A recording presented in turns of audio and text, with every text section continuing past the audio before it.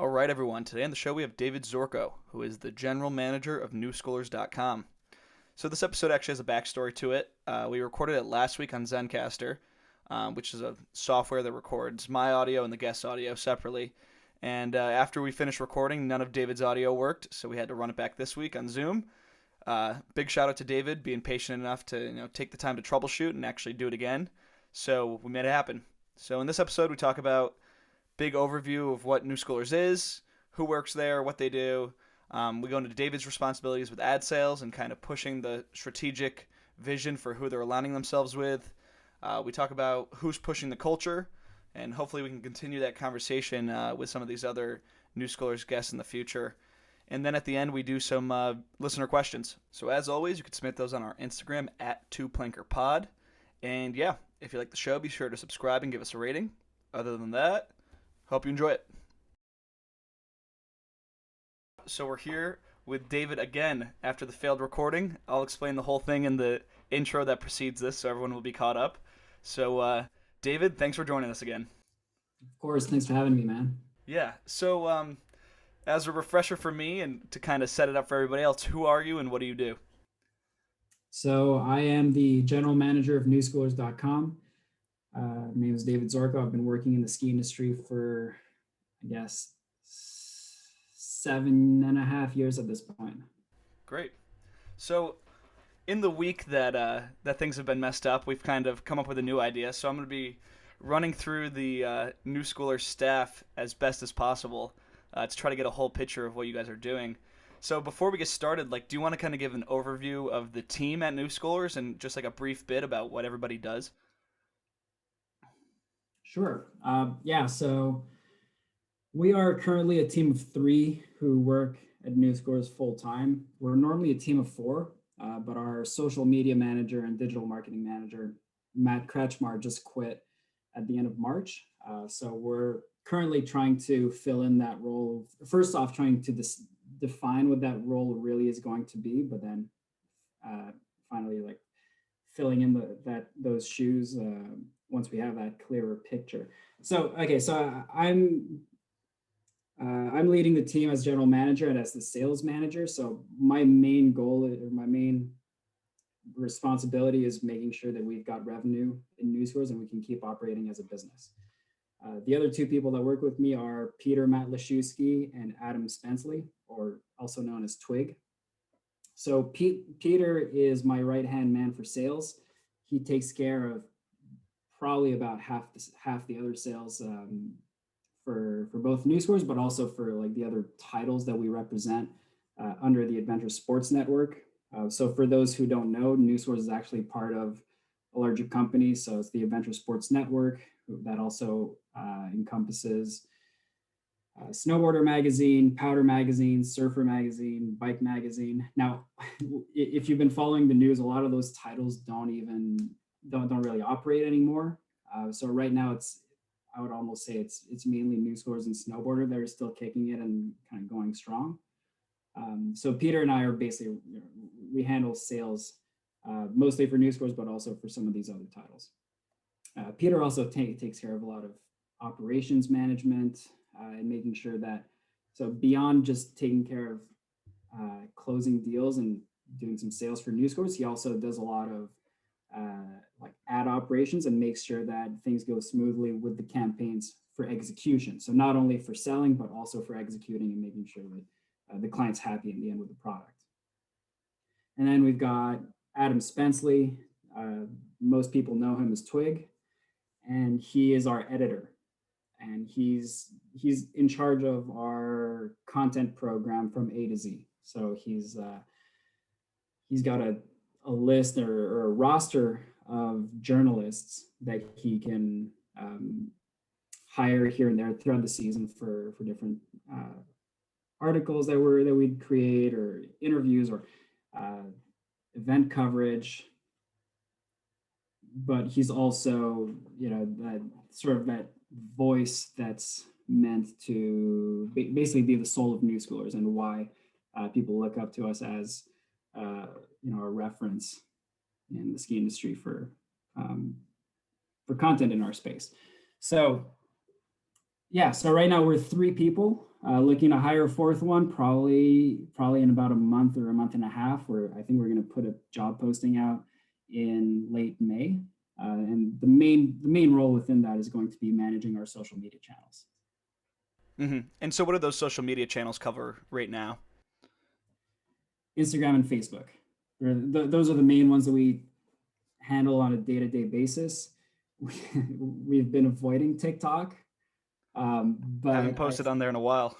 yeah, I mean, so like Matt when he was working with us did a little bit of experimenting with TikTok, and it was a really interesting platform to get into, because it's almost like anything can go viral, like even if you don't have much of an audience.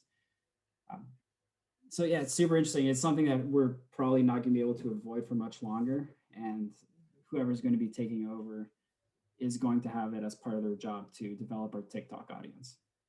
Hmm. So those are the three probably that we're going to be looking at mostly. Like, we used to do Twitter, but we've kind of abandoned that because it wasn't as good of a fit as Facebook and Instagram, that are a little more visual, I would say. And because we have a lot of visual content, and that's a big part of why people follow us. Um, Now, that role also takes care of sending out email blasts, whether they're content based or for branded content. Hmm. Great. So those are your kind of staff roles. So, um, looking at like on the website itself. So, what role do the moderators play? Are they paid? How do you acquire them? Like, what does that side of it look like? Moderators are not paid. Yeah, we'll offer them some deals on ski equipment here and there. Like, we'll make them part of our pro deals if they ask us, or if brands want to extend a special offer to them. But they're not paid. They're, for the most part, some engaged users that have been on Newschoolers for some time, and that care enough about the community to want to make sure that we're filtering out all the bad stuff. Hmm. And so, is that a thing where someone's on it 24/7? So you're like, hey, let's tap you in as a moderator, or do they approach you, or is there some sort of in between? So there's no structure to have somebody there 24/7. It would be great to be able to do that, but naturally certain things slip through the cracks. We try not to miss anything, as much as possible, but it kind of is what it is. We don't have a very defined structure for it. Uh, for the most part, it's people that, there's a mix of both, right? There's us recruiting moderators, and then there's also people asking like, hey, I'd love to be a moderator and be a part of this group and help the community. So it's a bit of a mix of both. We typically leave the decision to our head moderator, who used to work for us, who was employed by us for a number of years, Evan Heath, and he's basically got like the final say on whether we onboard a new moderator or not. Wow. There we go. I didn't know Heath had such a big role for like the actual operations of the site. Um, Well, I mean, yeah, he's our head moderator, right? Like, he's always been very engaged in the community, and uh, since he started working at another company, and he left his role at Newschoolers, he said he still wanted to be involved. Oh shit, like, we'd love to have you stay on board as our head moderator, and something that he'd always been involved with. And so yeah, so he's still a part of it, on that end for sure. nice. So something you hinted at, um, that I feel like should be like kind of just laid out is the ownership structure of Newschoolers as it is right now, and then we can go into the history of it. Because what you told me when we spoke last week about how um, you guys are kind of like subcontractors almost. Like, could you explain how Newschoolers works and how the licensing works and all of that? Absolutely. Yeah. So of the team that I described to you, so myself, Peter, and Twig, nobody works directly for Newschoolers. We all work for this agency based out of Montreal that's owned by Doug Bishop, who used to own Newschoolers, used to be the general manager of Newschoolers after that. So he's off doing his own thing now, but he still owns the agency that operates everything that runs Newschoolers. So uh, we are hired by who is now A360 Media. A360 Media is the owner of the Adventure Sports Network. Adventure Sports Network being the umbrella above Newschoolers and Snowboarder Mag and Powder and Bike Surfer. So we have a contract with them, and they pay us monthly to run everything from development to social media strategy to content strategy, sales, basically everything. They'll help us out with accounting or billing. They'll bill our clients. But it's a pretty good deal in the sense that we don't have the risk of owning Newschoolers, and it helps to have a big company behind it for a number of reasons. But it's a very unique structure, and every time I explain it, people are like, "Oh my God, really? Like that's so strange." And it really is strange. So when I cross the border, when I fly to Denver or wherever for a business trip, and I say it's a business trip, like I have to tell the customs agent that I work for the Bishop Way Inc., which is this agency in Montreal, and I'm a sales representative. Like if they looked up my LinkedIn, that probably mean I'm going to spend at least 4 hours at the borders just explaining this whole situation. Because what we do is perfectly legal, totally allowed. It's just that when you cross the border, it's totally up to their interpretation, and they can really be dicks about it. Doug's had some really bad experiences at the border because of that, and at some point he just decided to hire an immigration lawyer and make sure that we've got documentation for everybody in his company whenever we cross the border, so that this never happens again. Mm-hmm.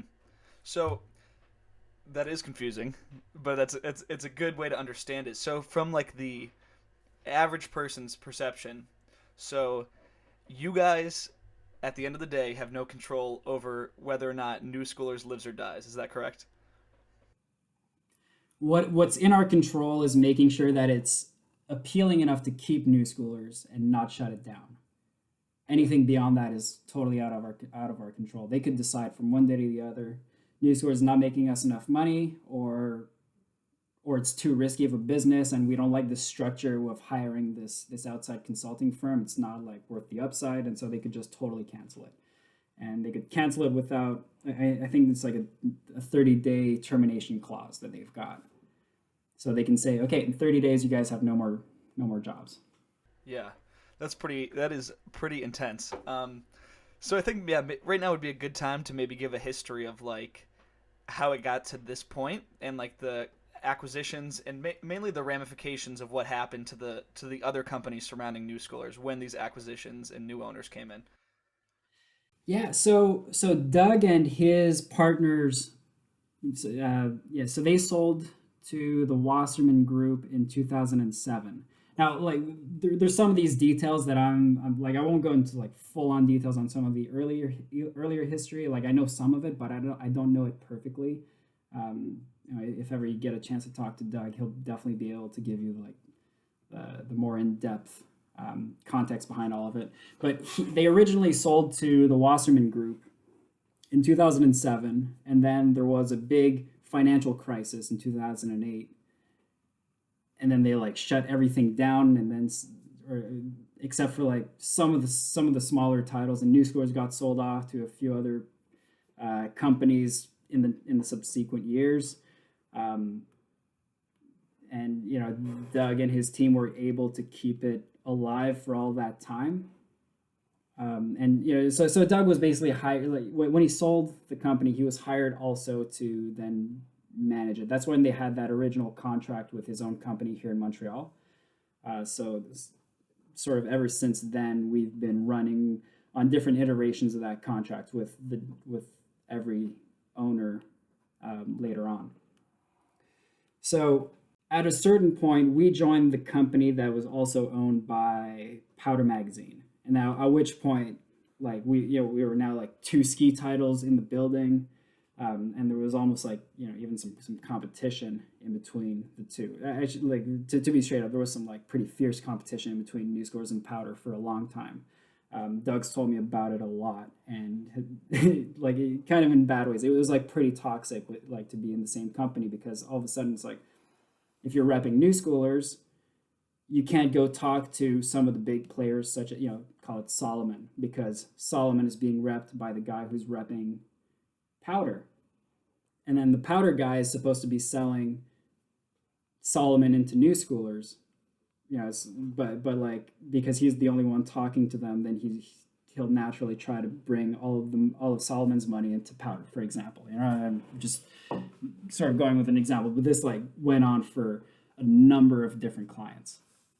And that was really hurtful to how Doug was able to operate Newschoolers at the time.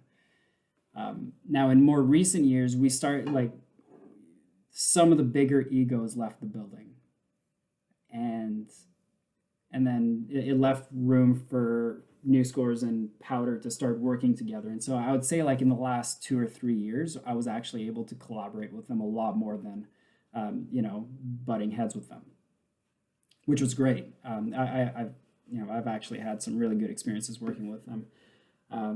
And going out to Powder Week with them and really seeing what the whole thing was all about. Now it's obviously really disappointing with everything that's happened in the last year, and Powder being reduced to what it is now. So I guess I'll get into that. So, then enters COVID in 2019, right? And then everybody at the company is struggling to find revenue, advertising revenue, especially the brands who needed to sell through like, spring and summer and, early fall, because that was like when the pandemic was super fresh. Like when they locked everything down in March, like all of the brands or a lot of advertisers ended up just canceling all of their campaigns. And so you're looking at like, Bike Magazine that had a bunch of stuff planned, and then all of a sudden it's just all getting canceled. And so like their revenue year was a total disaster. And that was the same for a lot of the other brands, right? And then it wasn't pretty for any of the winter titles either going into fall and winter, just because there was so much that was still left unknown. Even though like a lot of brands were actually selling through a lot of product, and like the ski shops were selling out of skis and touring equipment in particular. But that being said, come early October of 2020, we got the announcement that they were shutting down a lot of the company, like a really big part of the company. So you had Bike Magazine, Surfer Magazine, Transworld Skate, Powder, all being reduced to either 0 or 1 staff to run like the website and the social channels. Snowboarder was able to retain a bit more, and then Newschoolers, for some reason, got left totally intact. So we got like extremely lucky with this whole transition, and it was almost confusing to us to like just get that announcement and realize, okay, so we're all good? Like what? And yeah, so ever since that announcement, that was just this past October, we've just been hanging on, and we're just getting more and more reassurance, like, yeah, okay, I guess we're like, they consider us as a pretty different beast. And one thing that I ended up finding out from the owners of the company, of our parent company, is that this was largely a purge on their print publications. And like one of the stats that kind of threw me off was that at the worst part of the pandemic, aside from all of their Adventure Sports Network titles, like Powder and Surfer, because they also run a lot of titles in the entertainment space. So they've got like Us Weekly, In Touch Magazine, National Enquirer, like some fitness magazines, and all of those combined, at the worst part of the pandemic, in a single month, they were down 90% in circulation revenue, which means aside from the troubles they've been having selling advertising for these magazines, they weren't selling magazines. Whether it's like people not going to airports, or just not wanting to touch magazines on a newsstand because maybe somebody else has touched it and nobody wants COVID. So it was a total disaster in terms of selling actual like physical paper magazines. And Newschoolers being a website that doesn't have that, I think kept us sheltered from the big slashes that they did in October. Because regardless of how, maybe like Powder wasn't doing as terribly as, say, In Touch magazine at that time, my interpretation is that they just kind of lumped all the magazines together and decided we don't want to do this anymore. Mm-hmm. And that's a pretty scary thought that, if they were looking at across the board and just beyond print, that Newschoolers could have gotten slashed and there's nothing to do because they own the right to, the name, the logo, everything about it. Totally. Part of what was strange about this whole thing too is that they didn't have any interest in selling any of the other titles like Powder. Like there were offers on the table. I know that there were some offers on the table that they just straight up refused. They didn't like that I know of. I don't think they gave any reason for why they weren't interested in selling it. To me, it's just kind of the world above our world that I don't understand yet.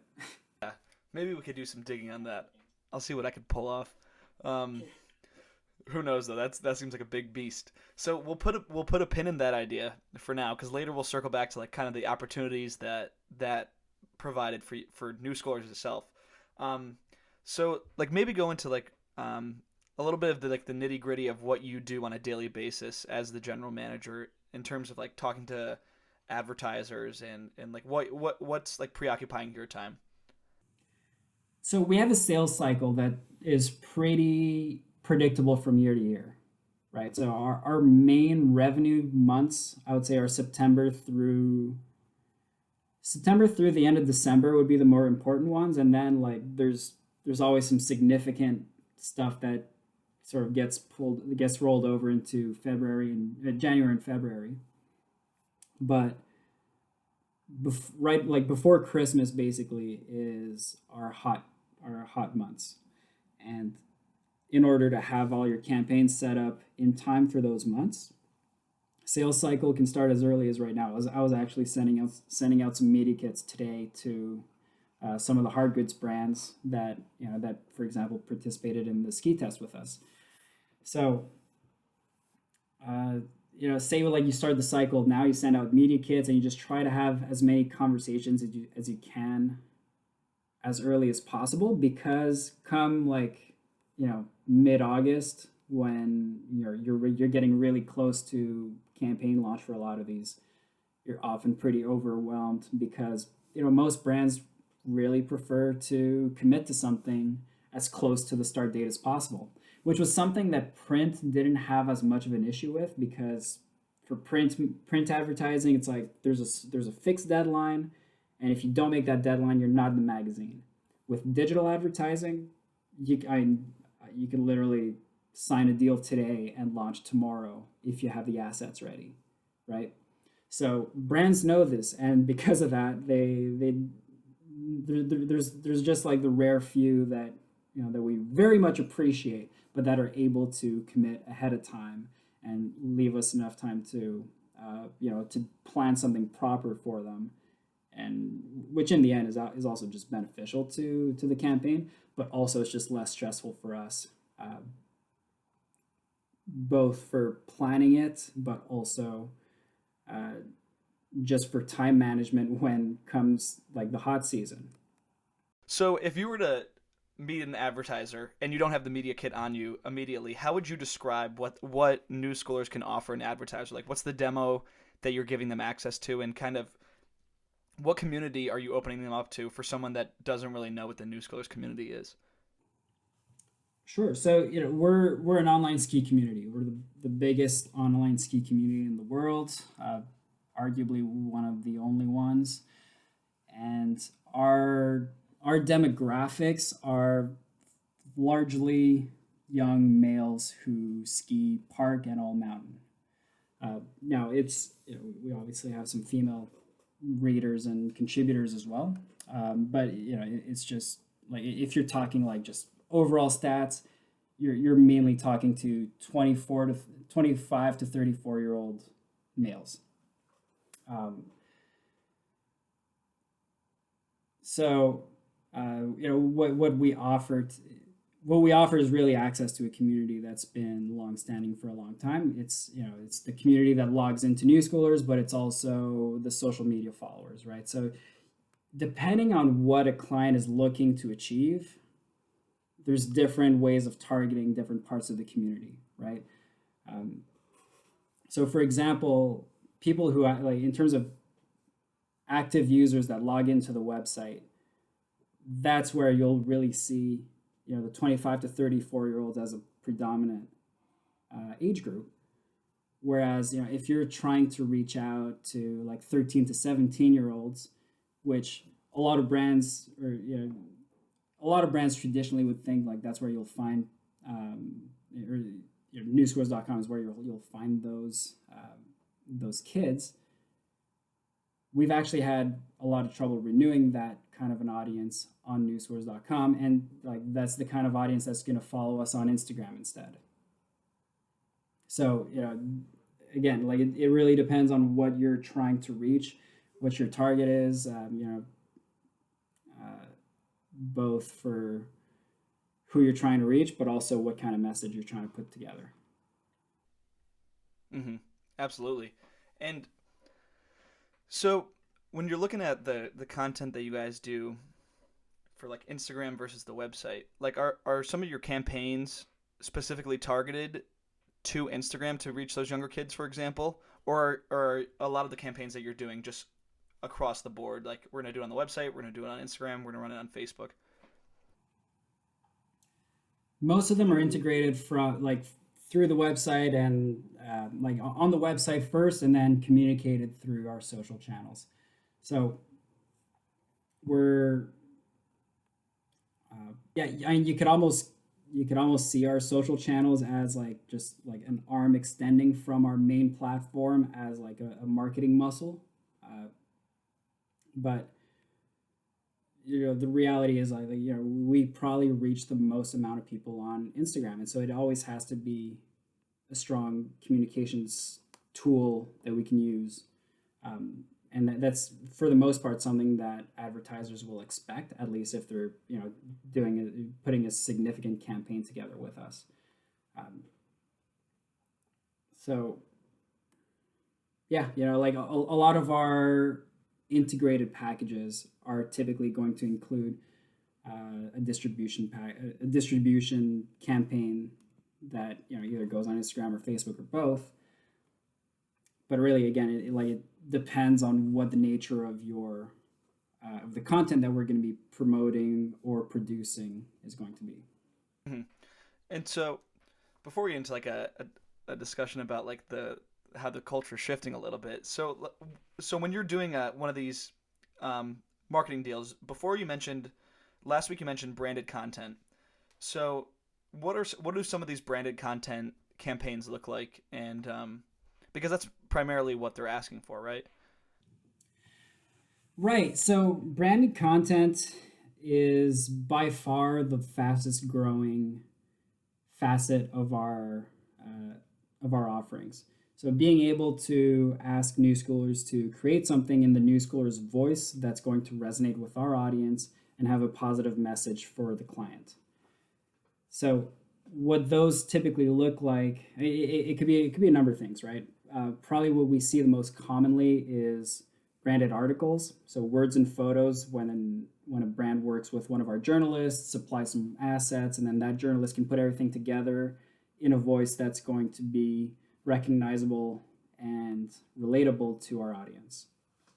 And then once we have that article that's all written out, like I said before, is like we then include a distribution package, and that is often going to include Instagram, Facebook, Instagram stories, maybe a newsletter, depending on what it is.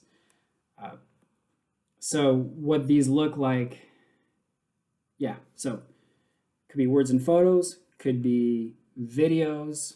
So for example, we've done some video projects for some tourism boards, either in Alberta, like we've done some stuff with Ski Big 3, where we went out with some athletes and shot some video at Mount Norquay, Lake Louise, and Sunshine. We've also done some stuff out in Eastern Quebec and the Chic Shocks for Quebec Maritimes tourism board. So it can really range from, uh, yeah, it ranges from a different set of options. But what we tend to find works best is basically just like when the client is ready to listen to us and actually like figure out some solutions or some ideas that we're down to create and that we suggest are going to actually resonate with our audience. So like some some brands like show up with an idea that's already pre-established and they say like, look, we want you to create this, it's non-negotiable, like this is what we want to see and this year, whatever. So it's like, all right, fine, like we'll do our best and try to make this as relatable as possible to the audience. And sometimes it works, sometimes sometimes it's pretty average, and that just happens, unfortunately. But for some brands, so for example, like I'll give a little shout out to Vocal Skis, who've always been like really attentive to our recommendations. Is like here, I'll give an example. So this one time, Vocal was coming fresh off of like this Olympic podium where you've got like the three slope style Olympic medalists that are all on Vocal skis. I think you had like Nick Gepper, ABM, and Oystein. Yeah, it was Oystein Broughton. So those three guys were on the podium, and they were like, "Look, guys, like this would be a really cool article if you could feature these three athletes as being, the sick podium and like the epitome of comp skiing, and who have had some epic results and really good runs at the Olympics." And then I had Twig on the line. Thank God Twig was there, who could like bring a little bit of perspective and say like, "Hey, look, cool, but everybody knows about this. Everybody, like, if you think of Vocal skis, what do you think of first?" And most people will say, or at least like in the free ski world, they'll say, look, Vocal supports a lot of the top competition skiers, and like that's a really big focus, and you'll recognize those skis on everybody, like throwing triple course in a slopestyle run. So what he was saying is like, why don't we try to go for something that is a little more surprising and a little less mainstream than what you had in mind? Because again, like, yeah, people have seen that photo of the podium and everybody's holding up Vocal skis, and yeah, great. You've already got your marketing out of that. So why would you use us to push that even further and probably just get some people responding negatively to it? Because it's like, well, yeah, this just reeks of branded content, but like poorly thought out branded content. So what Twig suggested is, why don't we write about what our audience doesn't necessarily see, on the surface of Vocal skis. So because like Vocal also supports some really cool film projects, and that's something that we suggested we could highlight. So for example, Ahmed Dadali had a film coming out that year. Jeremy Pancras was working on a feature film with a bunch of different skiers, also supported by Vocal. There were a few other ones. I think Tom Rich had something going on, and so like those were all athletes that our community loves to watch and respects, and telling that story was a lot more meaningful in our mind than repeating what just happened at the Olympics. That again, like everybody saw, not only the Newschoolers community but just everybody in the world saw. So they ended up going for it. They said, okay, fine, let's give this a try, and we got some really good responses out of it. It was a very engaging piece that did well on the website and also on all the social channels when we pushed it out. Mm-hmm. And that's great that Vocal gets it. They listen to you guys, and they know that the value of a sponsorship is taking all the qualities of Newschoolers, positive and negative, and attributing them to their own company. And so that's like excellent use of sponsorship. Are there some companies that go in just looking for straight conversion? They say, all right, we don't really care about identifying with your brand. We just want to see our names on your site, and that leads to sales. Like, are there some companies that are just looking for straight conversion, or are most of them looking for that? Oh, we were part of the New Scholars community. Yes, there are some. And, as much as possible, we kind of try to steer away from it just because it's not as valuable to our audience as something that's a little more thought out and that goes a little bit deeper than just trying to convert sales. But it's just, it's kind of the nature of how things go. And, brands and companies want to make sales, obviously. And, if they have a straight up message that they need to put out and we just need to copy paste with some images and they're happy with that and they can see some sales returns on their end, then perfect. We'll do it. But, we'll do it within reason. And, as long as we're not pushing something we shouldn't be pushing, right? But for example, like the icon pass, we've got a pretty straightforward deal with them, and it's like we'll post some articles that they write sometimes, and it's articles that straight just A to B, right? It just promotes the icon pass, and here's a link to buy, right? And it's not great content, to be completely honest, but it's straightforward, and it's almost like it's no BS, and it's just all right. If you're interested in buying the icon pass, click through. You can read the article, click through to their link, and buy it. But yeah, it's just like it's not as involved as us actually working with the client and building out a story that's going to resonate. Mm-hmm. And I feel like that's of all the straight conversions, that's probably the most palatable for the New Scholars community. Like, hey, we get it. Like, somebody, you got to buy passes. Here's a straight advertisement for it. So, what are some examples of campaigns? And I know we talked last week about an industry that you've turned down, but like, what are some examples of either campaigns or industries that you've rejected, whether because you don't agree with what they're promoting or because you want to rework the strategy? Like, has there been ones where they approach you and you say, we'll work with you, but not in that way? And then you could also talk about the other one, the one that you flat out rejected, if you'd like to. Sure. I mean, like there's some examples. There's some times where it's like, they'll come to us and say like, hey, we'd like to put some money in behind like promoting this video, and it's like, okay, it's a funny video, but it's got nothing to do with skiing. So why are you asking us to promote that?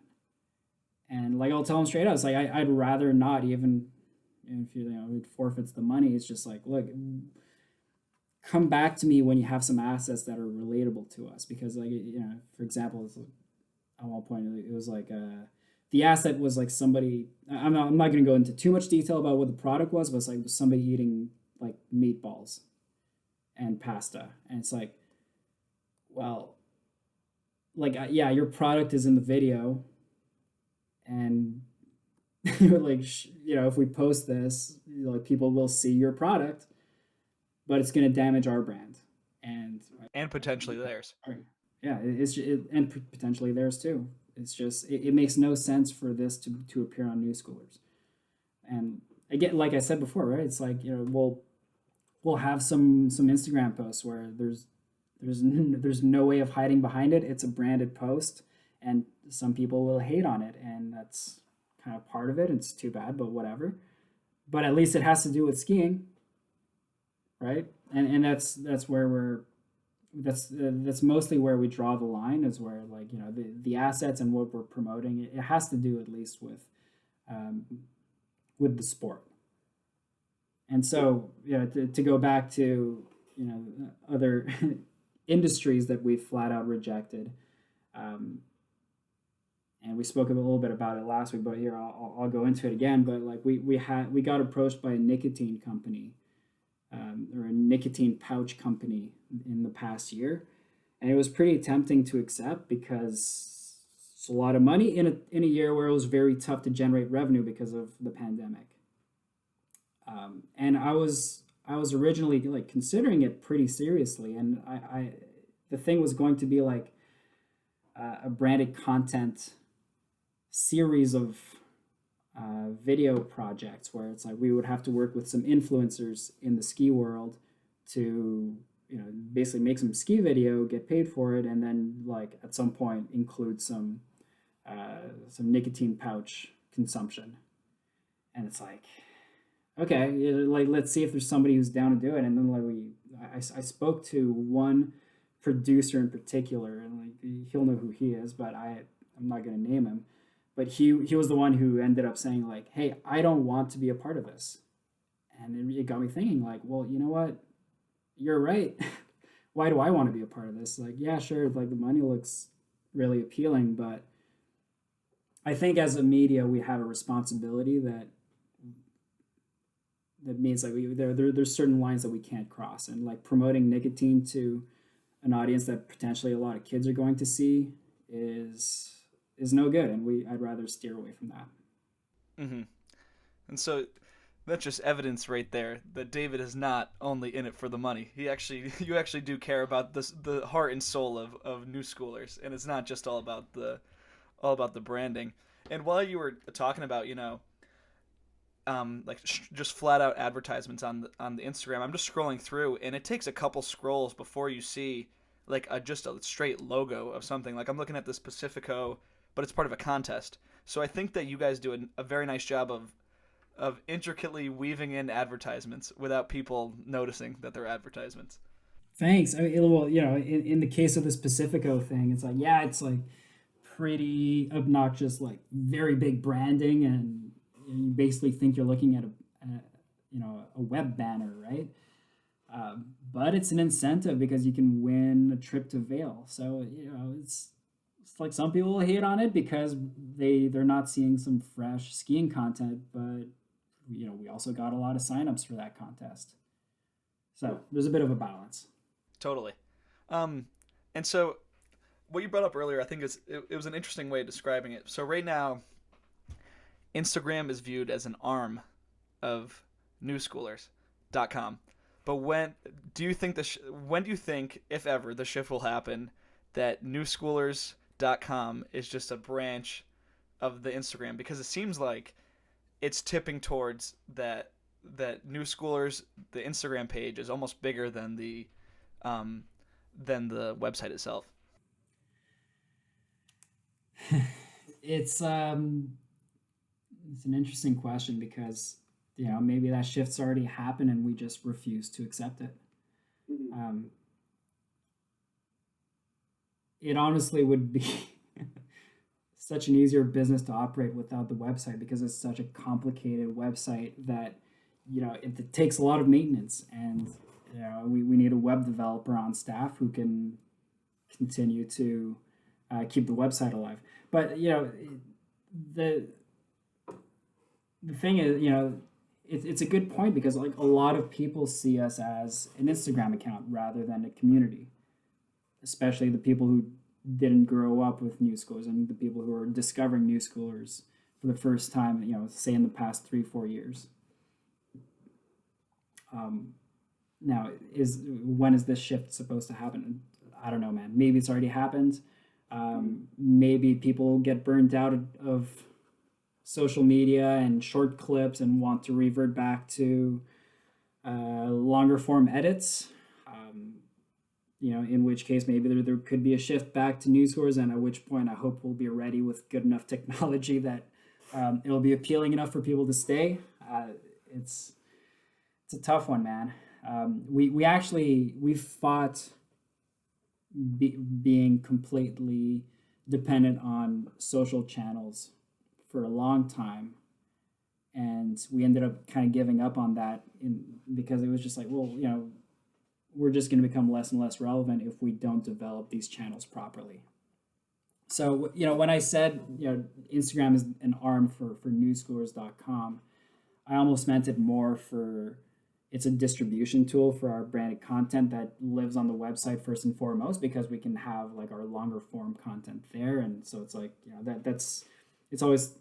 it's very often the objective of doing a social post is getting people to the website and driving traffic to the website and seeing the longer form content.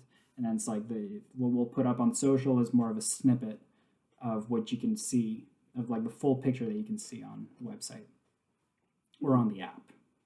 Yeah. The first bag is free, basically. Like you tempt people with the Instagram post, and then hopefully it's a pipeline to the long form, the threads, everybody Website talking. and the app are free as well, Yeah. but but I mean, clicks are expensive, I guess. Yeah. People don't just click on anything anymore.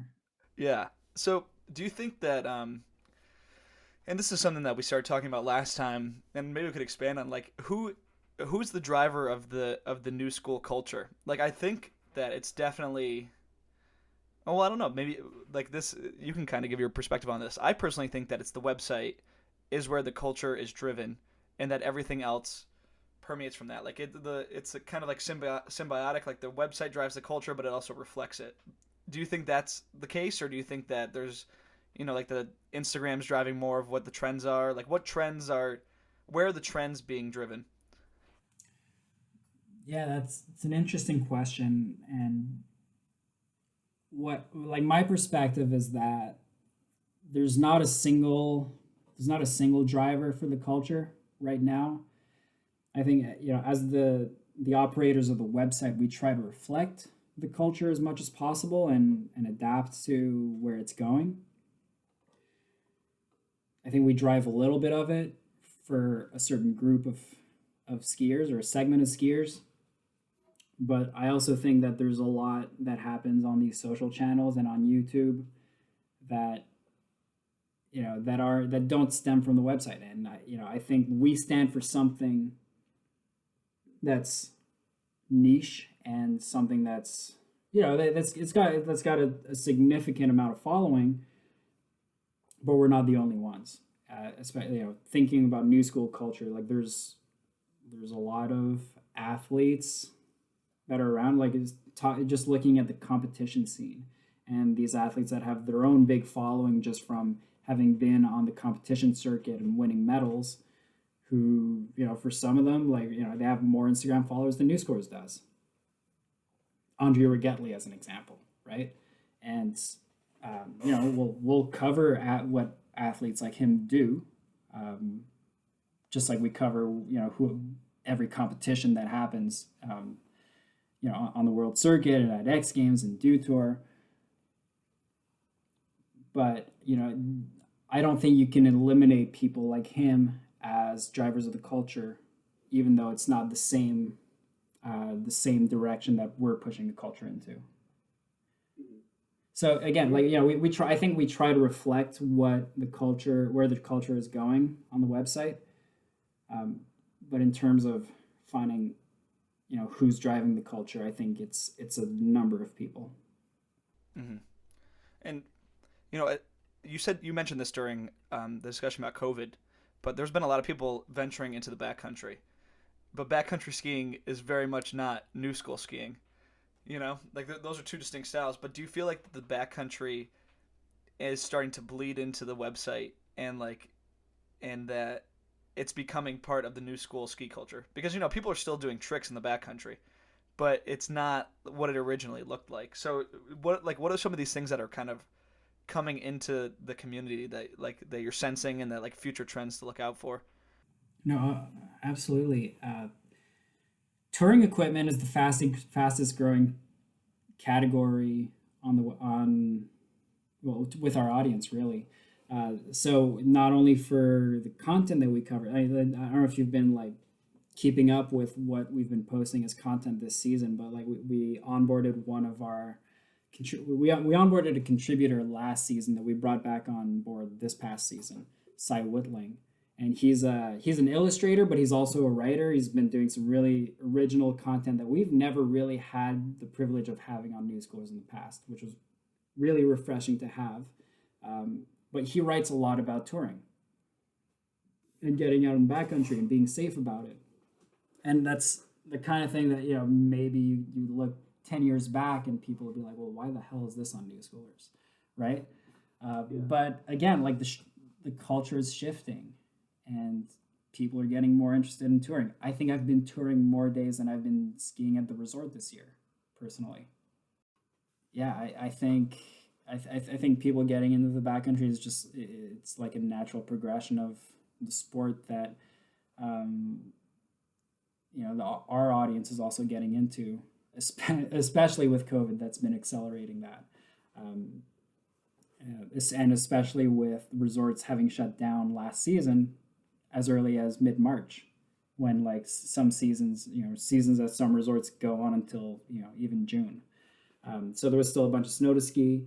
People weren't allowed to go up chairlifts, and so they bought themselves, either a pair of touring bindings or some daymaker adapters that could just get them out there, and then allow you to build a booter and use your regular bindings for them. So yeah, I'm all for it, and we've actually with that and with covering more of that, we've actually started getting some more interest from advertisers in that space, in the touring space, which has been interesting to see as well. Yeah, it is interesting because it feels like it's a period of a lot of change going on in the ski industry specifically over the past couple of years, and I almost wonder if the decline in popularity of the forums is because skiing has spouted out so many tendrils, and freestyle skiing is so different now. Like there's a whole, people love to follow the comp circuit. People, there's a whole urban scene. There's still people ripping it in the park. There's people riding the backcountry. Do you think that maybe like the forums are becoming less popular because each like niche of skiing is becoming more and more specific? So it's like, oh, I could go hang out on Newschoolers, but like those guys aren't really into the exact, like the very specific type of skiing that I like. That's interesting, and something that I've thought of for a while is that if you look at skiing and you compare it to snowboarding, for example, I find that snowboarders,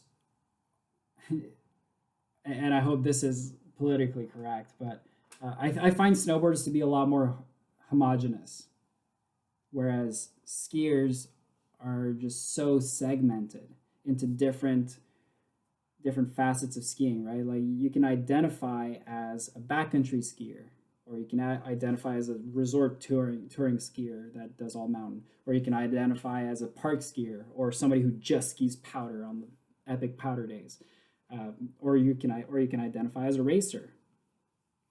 And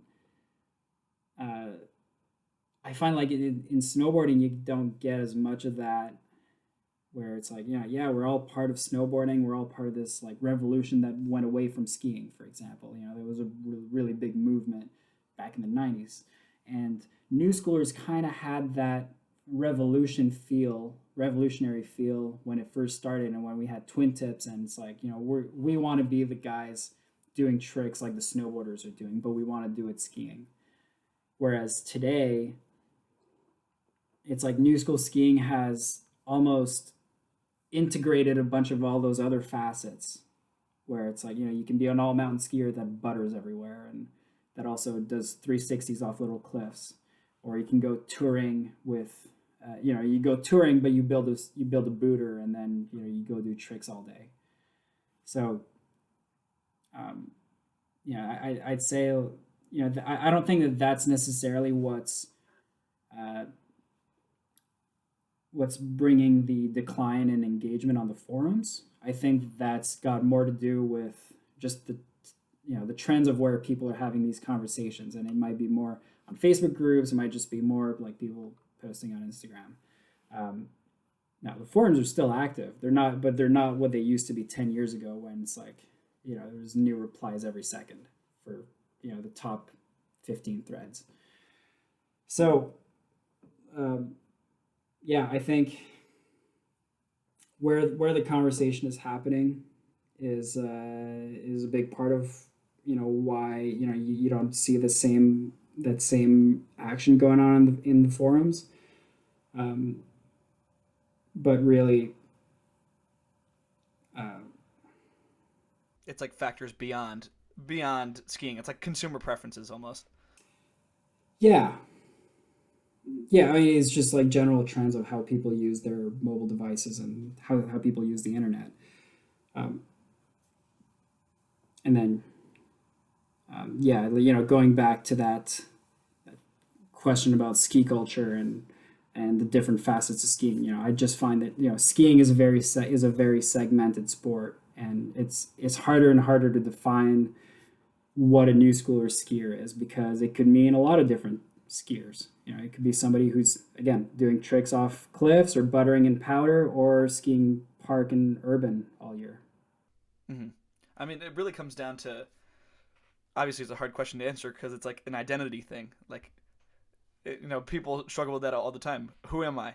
And then you look at skiing, it's like, well, you look at the new school skiing, it's like, well, who are we? Because you look at X Games Real Ski this year, and there's a lot of new school ski elements, but they're not taking place in the park. And people actually get upset when they're taking place in the park. So like, so you look at there's new school skiing in the backcountry and new school skiing in the streets and new school skiing in the park. So it is, you're right, it is like it's really just it's a tough thing to pinpoint because it's so ethereal and it's just kind of all over the place.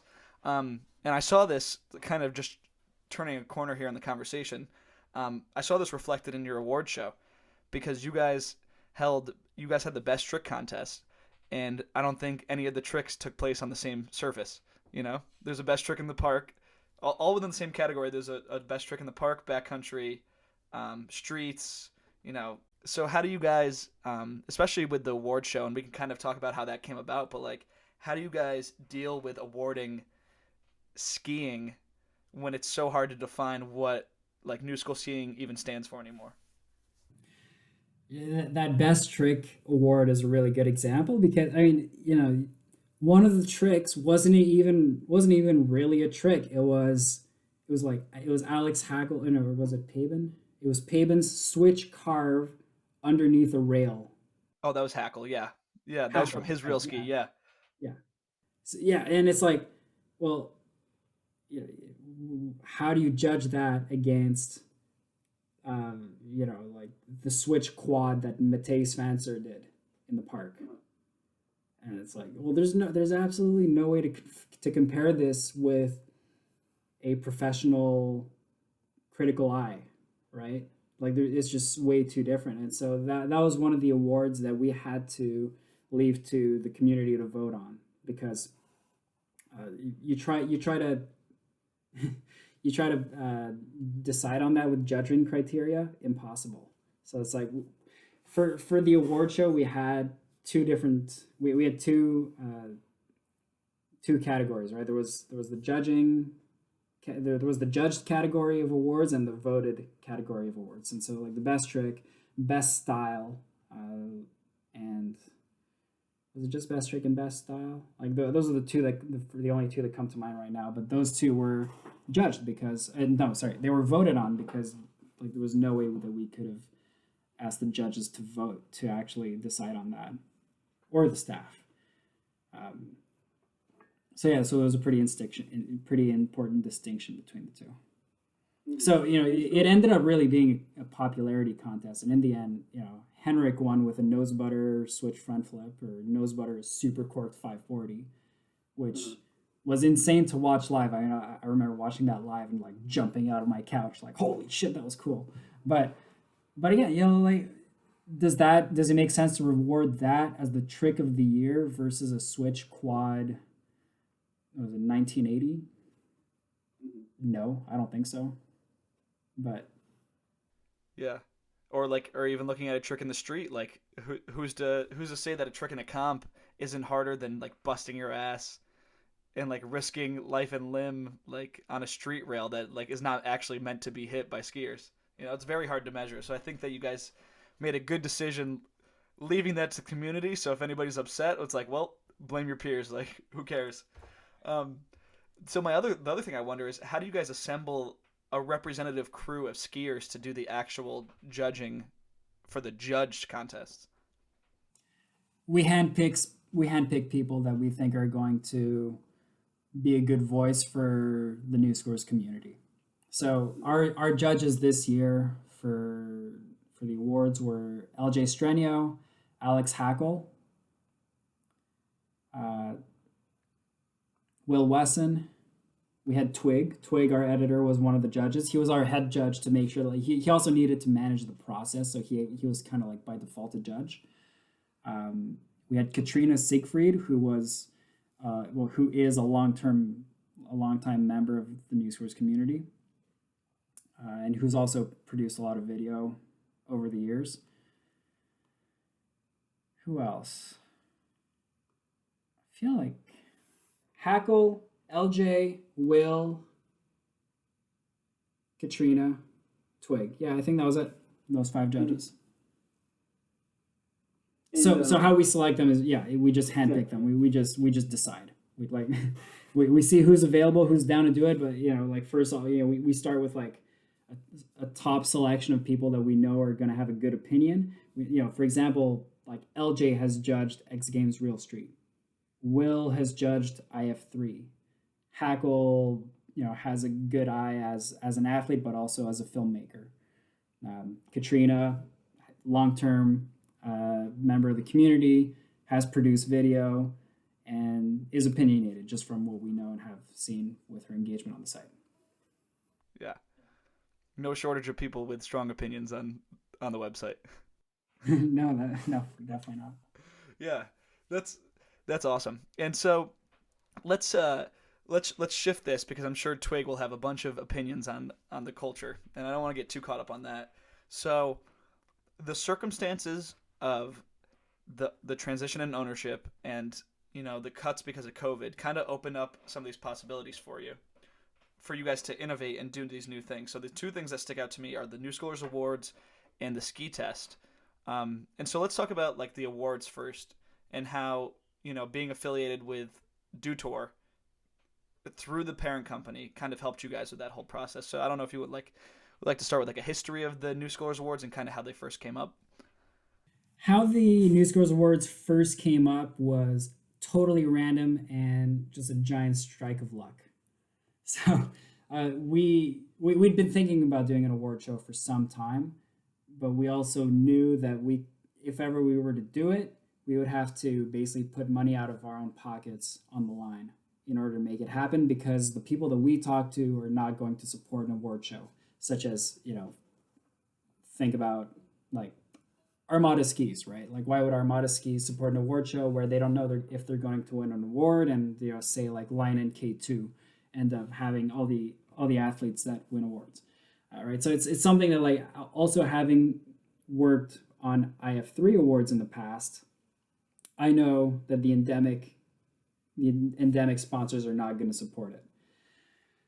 So when this first got brought up, it was summer of 2019, and they were moving DoTour from Breckenridge to Copper. So they had just like changed. They had just changed their venue. They now had a 3-year contract with Copper to do it there. And Copper could only do it or make it happen in February. And because they could only make it happen in February, Powder was not going to have Powder Awards at DoTour anymore. So Powder Awards was always held at DoTour, or had been held at DoTour for a number of years going, previous to that year. And, because of that, Powder Awards were able to finance their award show by a lot of non-endemic sponsors, like car companies, beer companies, alcohol companies, maybe even insurance companies, for a number of years. And then now all of a sudden, because DoTour is happening in February, Powder no longer wants to do their show at the same time, because it doesn't make sense for them to do an award show with, like, that's rewarding movies from the previous year that were produced the previous year, like as late as February. It's just like, it's 2 months too late, maybe even 3 months too late. So, and besides that, like, it's also a lot harder to get some film athletes to show up at your show and accept an award when you're in the middle of the season. They're probably filming in, middle of nowhere in Alaska or Japan or wherever they are. So that being said, the president of our group calls us up and said, "Hey, do you guys want to do an award show to replace Powder's show? Because we've got Toyota that's already committed to an award show that Powder was going to do, and they're not going to do it. Do you guys want to get subbed in?" It's like, let us think about it. And so then, like, I get back to the team. It's like, guys, should we do an award show? It's like, oh, but it's gonna be so much work, blah blah blah, like all the reasons not to. And it's like, guys, are you fucking kidding me? Like, let's go. Like, we can do a Newschoolers Awards show. We have we basically have confirmation that the money's there. All we need to do is make sure that it's a tight show and it looks cool, and we're rewarding the right people, and it's really an epic opportunity for us. And then the crew got really riled up, like, all right, let's do it. And then we got Twig working on the script. We got Evan Heath, who was gathering videos from all the producers, and making sure that we had all the assets in place in time for the show. We had project managers over at head office who were working it out with the venue and with just suppliers for the show. And dude, it all came together phenomenally, and could not have asked for a better show for our first year. It was insane. So that was that first year at Copper. Like last minute.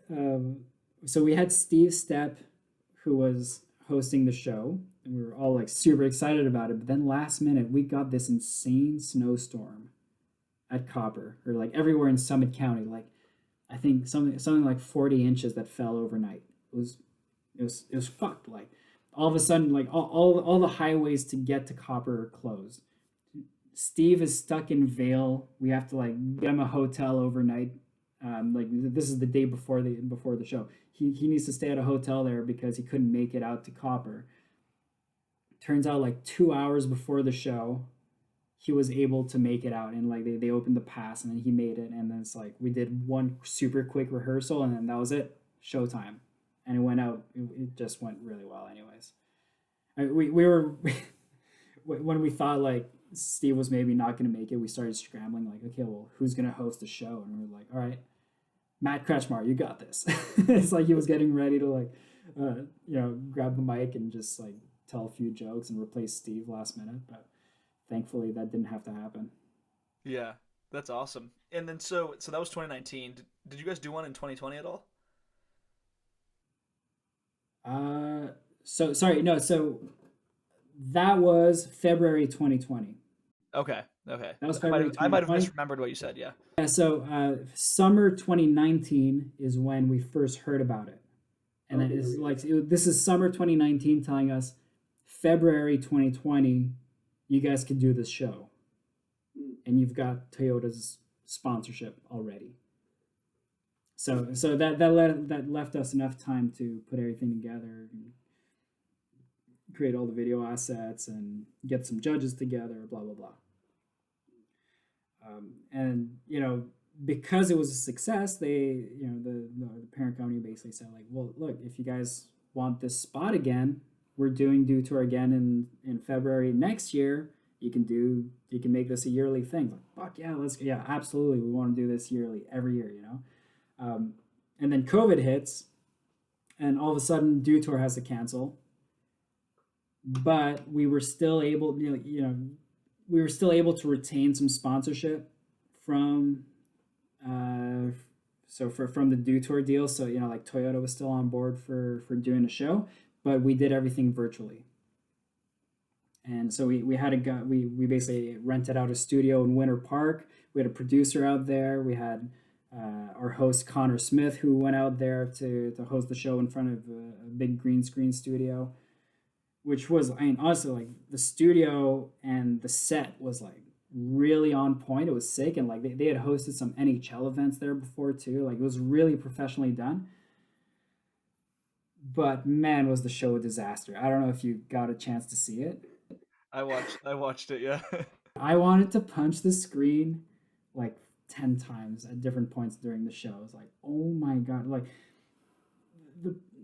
where we messed up is we decided to use this technology, and actually like us like messing up the recording on our last podcast really reminded me of that experience at the award show, because you try a new technology on the fly, it's probably going to fail. And that's what we did for the award show. And it wasn't a new technology to our producers, but it was new to my team, and it was new obviously to all the athletes that needed to join and accept an award. And so, dude, athletes are really hard to track down in February. It's like if they're not on site at the event and you call them up to show up on stage, like if it's not that easy and simple, like you're gonna have a hard time. And like some of the athletes were okay at jumping on, like Taylor Lundquist, no problem. She even did a sound check before jumping on, but I think she was the only one, honestly. And then like everybody else is just like, all right, maybe it's going to work out. Maybe we're not going to hear a word they say, or they're going to join 2 minutes before, and they're not even going to be able to really jump onto the live streams. Like we had a waiting room. Anyways, complicated stuff that in the end totally didn't work. So a little bit like what we're doing now when we're reverting to Zoom to make this interview happen. We should have just gone with Zoom, and that's probably what we would do next time for an award show if we were to do it virtual. Although hopefully we never have to do it virtual again. Yeah, that was Connor did a good job of pushing through all those technical difficulties, because it's just a lot of just sitting there waiting for like a FaceTime call to connect, basically, or just a completely black screen. So I I feel was you. just waiting for Connor to lose his shit during the show. I was like, oh my God, thank you for being so professional about this, because I Yeah. mean, it could have gone either way. I mean, it might just be skiing itself, because we try to tie ourselves into art and new technology all the time. But I've had so many instances where, I get a new camera. Like when the GoPro first came out, I couldn't it would die really quick. Or when I got a new camcorder, I used mini DV tapes, and I didn't even know that when I was buying it. So there's been many times where skiing and technology have come together to really make things difficult, and it's still happening, as you mentioned, like even with last week.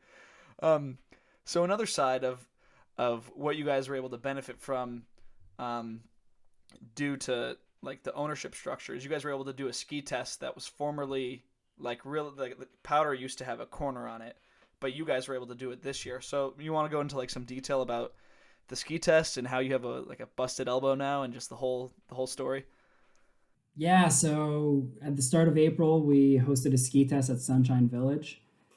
Uh, it was in some very unusual circumstances. And honestly, it's a miracle that it all happened really well. Honestly, I couldn't have asked for any better. We we first started talking about making this happen in late 2020, so like call it November, December. We're starting to think about it like, okay, so the main opportunity that we were looking at, and tragic opportunity, was Powder stopping to, basically discontinuing Powder Week. Because like I told you before, I've been to Powder Week two in the last for the last two editions at Red Mountain, and being exposed to that just like totally inspired me to be like, wow, shit, like,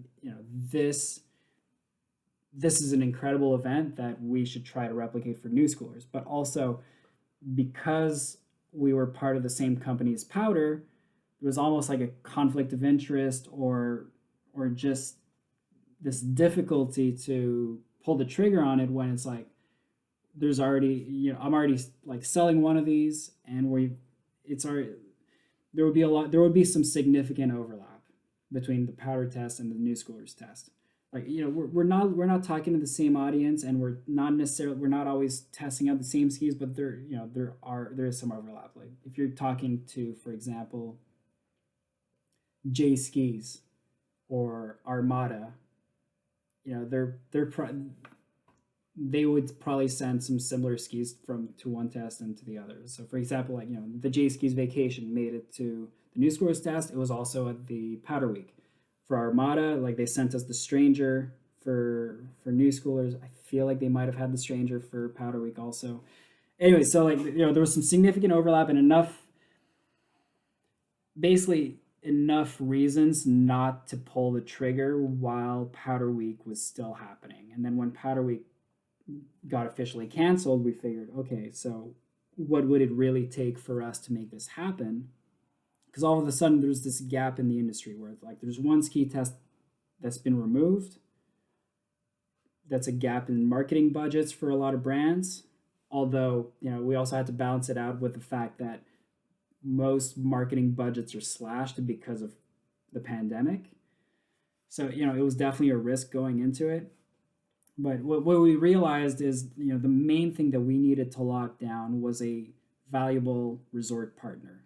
And Sunshine Village stepped up and just basically said, as long as the government allows us to do this, and that there's nothing illegal and no like giant red flags with the process, and that you guys are going to collaborate in terms of making this a safe event for not like produce an outbreak, then we're all good.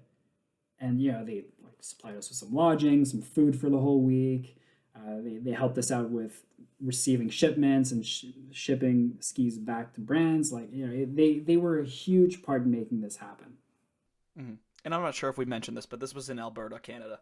Yeah, sorry, Sunshine Village in Alberta, Canada. So like that was another thing. Is like for a lot of these brands, it would have been easier to ship skis to the U.S. and for us to do a test in the U.S., but we opted to try something out in Canada just because it was it was the safest option for us to be able to actually handle it and make it happen because we have an office here in Canada. So to be able to travel to Alberta is a lot simpler than going to Colorado or Utah, and then we would have been able to do it in hindsight, but who knows what would have happened. And also, traveling to anywhere other than Canada means that when you come back, you need to quarantine for minimum 14 days once you come back. So like it's pretty significant commitment. But that being said, so we did it in Canada, did it at Sunshine Village. Turns out it was an insanely good week to do it. We had a mix of bluebird days for shooting some park, and then the rest of it was all just powder days. So we got really lucky, and yeah.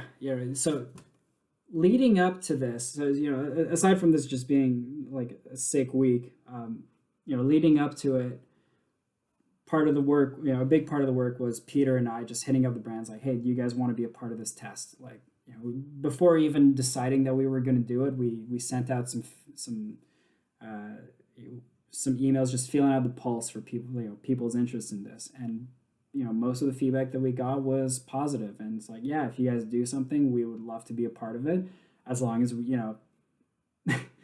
as long as the world permits, and that COVID doesn't just shut our company down or slash our entire marketing budget. So the interest was there. So we ended up just taking the gamble and saying, all right, Sunshine, we're in, and we're gonna start selling these packages. And then we started hitting up brands, and then we started getting some signed contracts. And like, okay, I guess this is probably happening.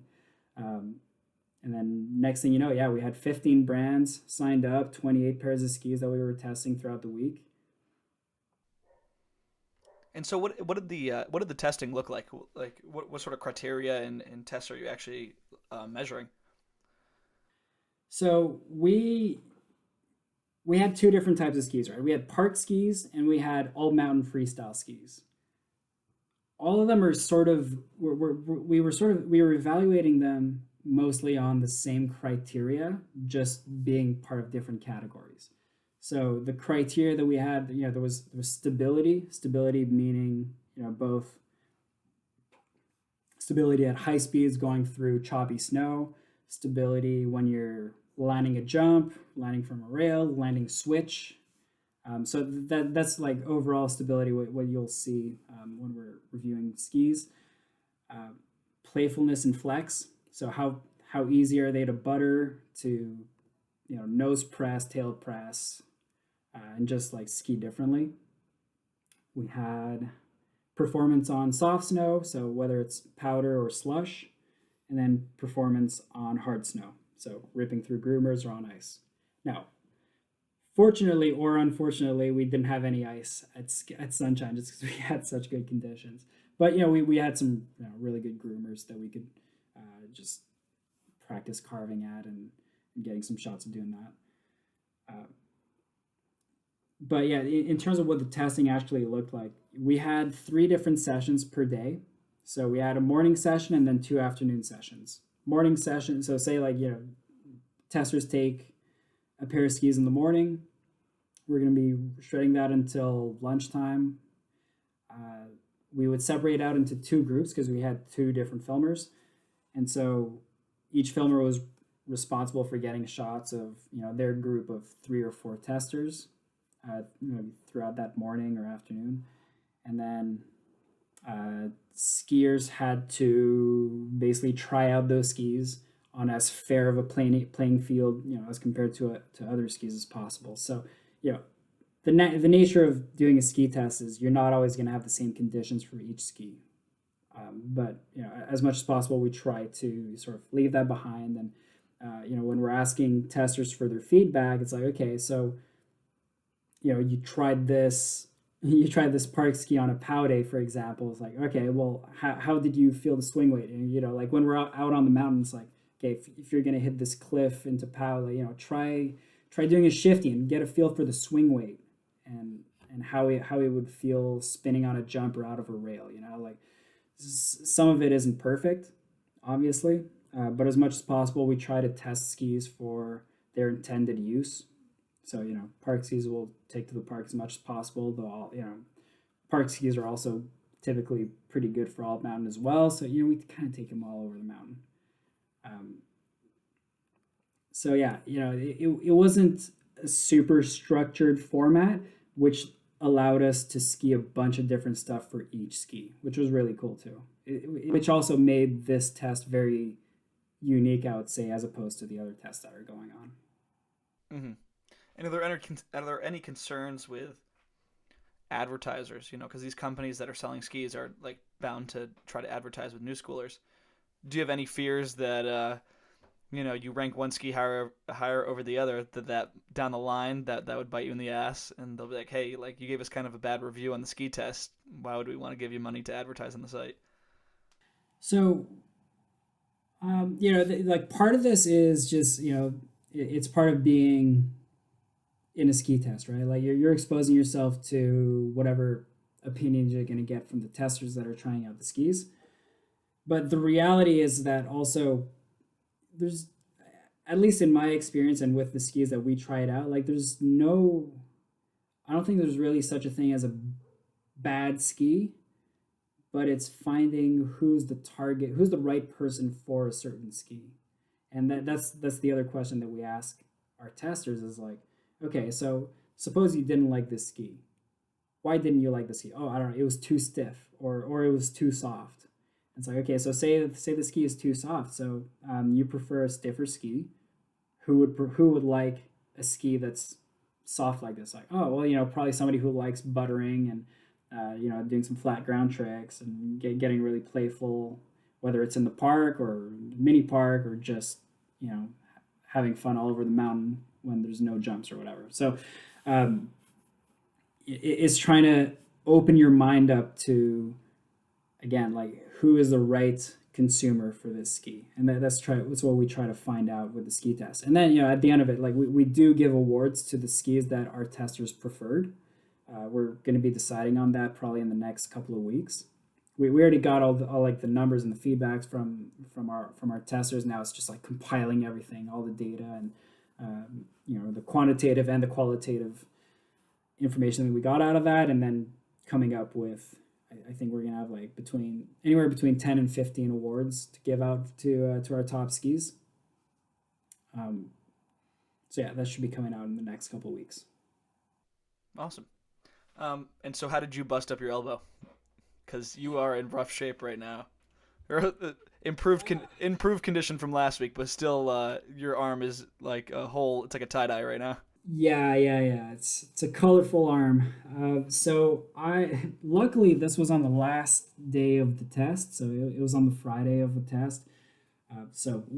Basically my job was done by that time. However, this was also going into my vacation with my girlfriend. She was joining me in Alberta, so we could spend another week skiing out there. That was the first thing going through my mind when I hurt myself. I was like, "You goddamn idiot! Like, what am I gonna do for this vacation? Like, what if I need surgery and all of a sudden, like, I can't ski and I just got to go back to Montreal and we just cancel this whole trip and our reservations, and then like all the days off that my girlfriend took out for for this vacation." So I was like freaking out. turns out there was no fracture. It was just a dislocation. So I was fine. And they just put it back in place, put me in a splint, wrapped it up, gave me, just basically told me, like, take some anti-inflammatories and painkillers, rest, and then get it taken off when you get back to Montreal. And I asked, like, well, could I go skiing if I just like take it easy on groomers and, you know, totally minimize any like rumbling or impact? And it's like, no, do not go skiing. Like, absolutely not. So it's like, okay. So I took it easy for the next like 2-3 days, stuck at home. My girlfriend went out skiing because we actually got some really good snow at Sunshine for those few days right after my injury. But then after that, like come the third or fourth day, I just went back up the mountain with her and skied in a sling and tied up my sleeve, my right sleeve, to just like in a knot so that people know that like that's not an arm. And so like you just don't run into me because I'm injured. And it was totally fine. Like I stuck to some groomers in the first few days, and by the end, like going to Lake Louise, I was skiing the back bowls and skiing in moguls and shit. It was like, all right, it was fine. One pole, and I was just like super lucky to be able to still enjoy my ski vacation after that injury. But the way that it happened, so basically, I was testing out one of the park skis, and we were just having such a good day, and people were getting stoked, and the hype was up. And so I got totally carried away and just wanted to throw a nice cork seven at the bottom on one of the jumps. And filmers were there, so like this whole thing is totally on video. But yeah, like the way that it happened, I believe, is I got caught up in the wind either midair or just before the takeoff, because it was a really windy day. It was a nice day, but it was windy in the park, and it was windy the wrong direction. And I went for a cork seven, lacked speed, landed on the flat, and then yeah, my arm just went sideways. Like I couldn't tell how it happened when it happened, and so like when I was explaining it to the doctor, I actually didn't explain it properly. But now having seen the video on repeat, it was like, okay, no, it the arm went backwards. So it's like my arm landed straight, and you guys can't hear if you're just listening, but basically like yeah, it just went backwards on my elbow, and you can kind of see it on the video. It's fucking gross. Have you posted that yet? I have not. I don't know if I will. I think you I, got it. I That's might I might put together a little edit of just like the good shots I got, and I did get some good bails. Like I got beat up that week too, just in general. I got some good bails on video too that didn't get me injured. Um, but honestly, it's just a little traumatic to see my arm go the wrong way, man. Like I don't know. I think the Dr. Zorko backwards elbow might have to make an appearance. That's some pretty crazy content right there. yeah, yeah, yeah. We'll Uh, see. I'll think about it. oh yeah, definitely consider it. I mean, especially like with your reaction too. I'm sure there was plenty of yelling and screaming with that sort of traumatic injury. No yelling and screaming. It was, well, at least not on the video. On the video, I'm just like holding my arm, and I just like start curling up, and Yeah. it just brings me back to a really sad place when I knew I just fucked up my vacation with my girlfriend, and it's like, oh my god, you idiot. Yeah. So, um, this is something that we've kind of glossed over because it's interesting. When we first talked, I didn't know you, and now coming into this one, I feel like I knew you more. But let's go over your history of how you got to New Schoolers, and then we could kind of after that dive into your experience with IF3 a little bit before we depart. So yeah, you just want to give like a background on like where you grew up, where you were riding, where you went to school, all that. Yeah, so born and raised in Montreal. I started skiing at 4 years old. My parents took the family out to J Peak on every weekend. So I grew up skiing J. I was part of the racing program growing up, and I wasn't a huge fan of racing. Like I liked it for the social part of it. I made some really good friends in the ski program, in the racing program, but like the competitions themselves, I wasn't that fond of. But come 14 years old, I started getting more into park skiing, and I fell in love with it, and it became a passion. And though I quit racing, I started just doing park, trying to learn new tricks, started to film some stuff, started skiing with more friends that were into freestyle skiing and snowboarding. And at a certain point, I decided that I wanted this to also follow up in my career, and I wanted to work in the industry. So getting into university, I started thinking about moves that I could do to position myself so that when I graduate, I could start working in the industry. And the, one of the key things that I ended up doing was joining a committee that organizes sports marketing conferences. So I went to John Molson School of Business at Concordia University in Montreal, and I was part of the John Molson Sports Marketing Committee. And when I joined that committee, my responsibility, or like my mandate, was to put together an action sports panel. So to put together a panel of 4 speakers and 1 moderator that were going to talk about the action sports industry. And luckily in Montreal, we actually had a pretty decent network of people, like good enough network of people that I could find some locals to come talk at this conference pretty easily. So the speaker panel that I ended up gathering was, so I had Sebastien Toutant, the snowboarder, who's now an Olympic medalist as well. We had Alex Langevin, who was the marketing director for Oakley Canada at the time. We had Brendan O'Dowd, who was one of the founders and operators of the Shakedown, which is a big snowboarding competition that used to happen at Saint-Sauveur in Quebec. Then we had Félix Rioux, who was the president of IF3 at the time. And then I got Doug Bishop on board as our moderator for the panel. And that was my first time meeting Doug. And that panel went really well, and we got some really good feedback. And it was something so different from what people who attend this conference were used to, because traditionally it's a conference that's a lot more focused on hockey, baseball, basketball, team sports, right? Team and mainstream sports. So to bring something completely different that talks about action sports was really interesting, especially with, at the time, it's like skiing was making its way into the Olympics for the first time. So this first conference that I organized happened in 2013, and then we were going to have the Sochi Olympics in 2014. So it was like super relevant at the time. So coming out of that, Felix from IF3 offered me an internship that ended up growing into a full-time role once I finished university, which was really cool. So that was basically my start to the start to my career in the ski industry.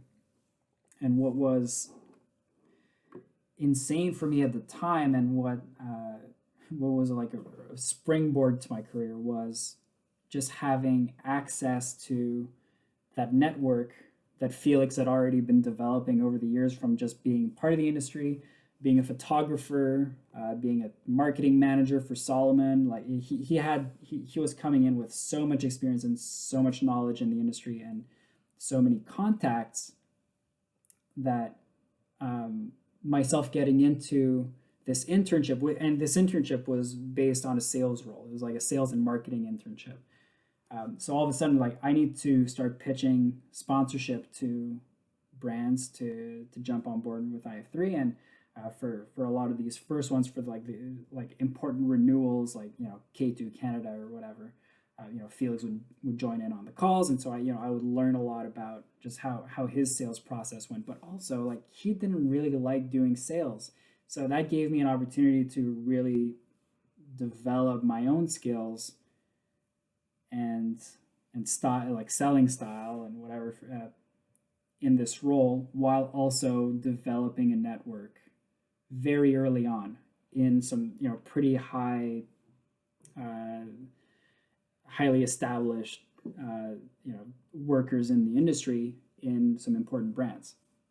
So really, like, one of the biggest sort of one of the biggest advantages of having worked with IF3 and getting in there so early in my career, it really just allowed me to develop a network that ended up being really useful and really valuable in the long term for my whole career. So it was just like accessing like everybody that Felix already knew in the industry. And like, the thing is, like, when I joined this, I was like totally sold on the concept. I was like IF3, like I felt like a lifer for this company. um, and I had a lot of fun doing it too. Like, it was a really fun project to work on, and so I really took it to heart. And so, when we started seeing some, like some struggles with the festival, and like seeing where the industry is going, and where, like, people are starting to slow down on making movies, and they're taking 2 years instead of 1 year to make a movie project, or they're just full on stopping. And then, the challenges of selling movie tickets becoming more and more apparent.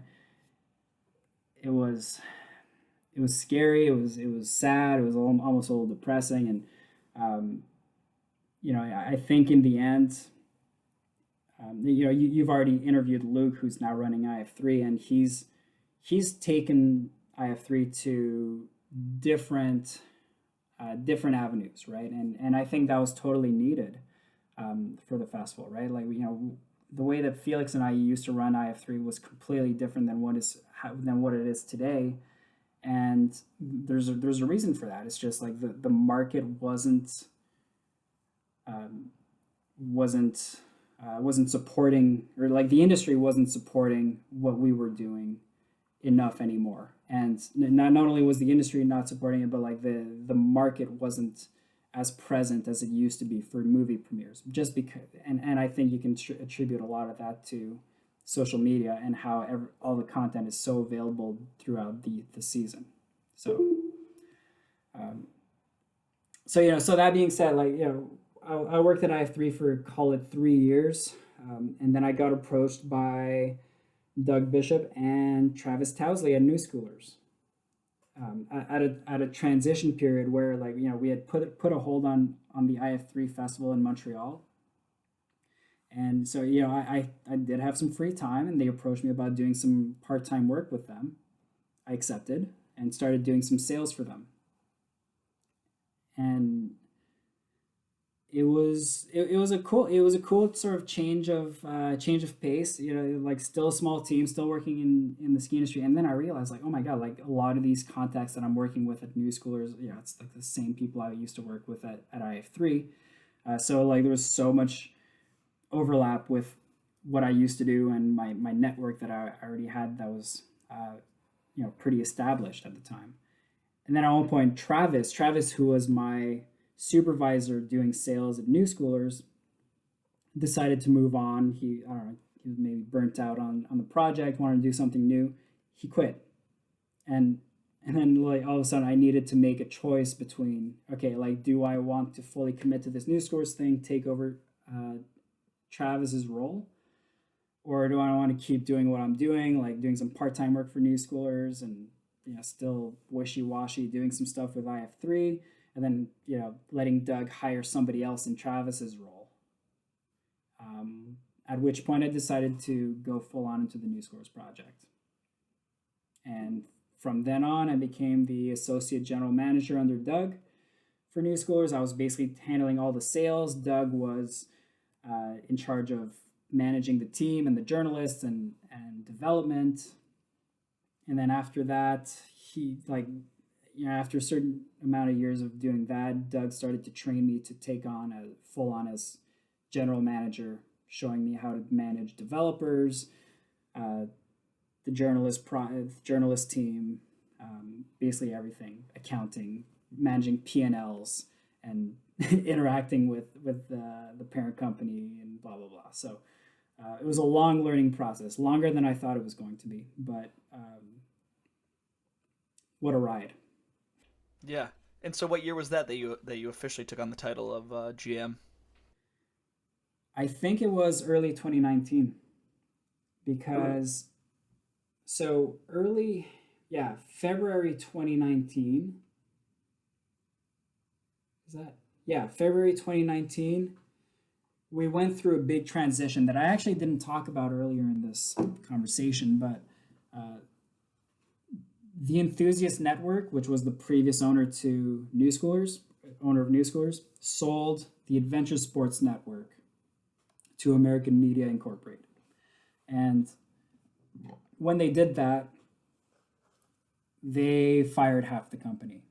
And they did it at a time where it's like all of the sales rep for the winter sports brands were out at we're out in Colorado at the outdoor retailer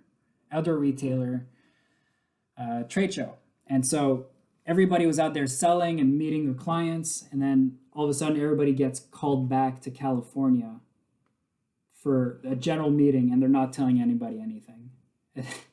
So from one day to the next, it's just the Newschoolers team, and I think one or two other staff that decided to rebel and just stay in Colorado and not go back to California. But then they just announced 50 people out of the 99 people that were hired or that worked at the company. So 50 people got fired out of all those people. And next thing you know, yeah, we're half the company we used to be, with all the same titles and all the same expected revenue goals. So all these brands were running on a shoestring. Now somehow Newschoolers got like a cut out of that, and then that's when when we got that budget cut, that's when Doug basically said, like, all right, so I'm going to move on and do what I've been building for the past few years full time, and you're going to take over Newschoolers. And it's like, all right, that's what we've been training for. And it's like, it was like a miracle with the timing that like all of a sudden like his new business venture was really taking off at the time. And so he was finally to the point where he was able to sustain himself without needing to be running Newschoolers at the same time. So all of a sudden like he just got totally erased from the Newschoolers operations. He would just meet with me once a week to consult me or for me to be able to ask questions. I just basically had to like write down questions throughout the week that I needed answered, as long as there was nothing urgent. And then it's like, yeah, every Friday we'd meet for a beer or a cocktail and talk about Newschoolers for a half hour, and then that was it. And then that was like his involvement from that point on. That's awesome, and that brings us to today, more or less. And so this is something we talked about. I think after post show of the Lost episode, so something that people wouldn't have heard. Period. So what was like because you were involved with IF3 at the peak of IF3. So what was that environment like with the parties and like with all these huge stars coming out in full force? Like what was the scene like for those early days of IF3? So I can't say I was really involved at the peak of IF3, but I think I was still like, around, like 2014 was still one of those top years, I would say. So the party scene, what was interesting is like we would get a lot, obviously we're getting athletes and producers and photographers, industry people traveling to Montreal to celebrate this ski festival.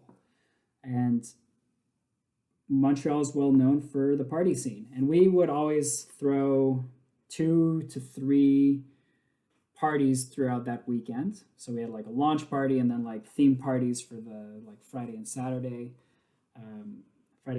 parties, and it was always like you could almost argue that was the biggest driver for like 18 plus attendees, so like the 18-year-olds and over, especially the ones coming out of Vermont, like the guy or like the skiers from like University of Vermont that are like between 18 and 20 years old, who can't legally party in their hometown, but they come to Montreal and like they can let loose and go out drinking at bars and stuff. So that was like a really big driver for it. We actually managed to get a school bus filled up from University of Vermont coming to Montreal for that 1 year. So that was really sick.